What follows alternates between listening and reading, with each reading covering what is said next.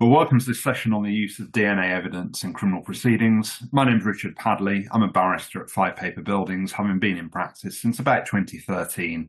I'm a criminal practitioner based primarily around London and the South East, and split my time roughly between both prosecuting and defending, so have experience on both sides of the courtroom.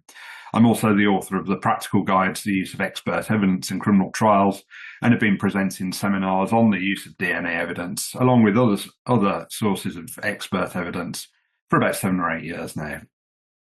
Let's start with a bit of an overview of what this webinar will involve. DNA evidence is a form of expert evidence that practitioners will have come across regularly. It's often used for the purpose of connecting an individual to a location or an item, object, or person.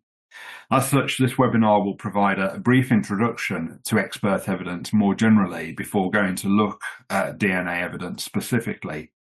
After all, it's important to understand the principles behind expert evidence before looking at a specific type of evidence, because if those principles aren't abided by, the evidence itself may find itself subject to exclusion. So some of the key questions that will be addressed in this seminar include: what is expert evidence and what are its rules for admission? What is DNA and DNA evidence?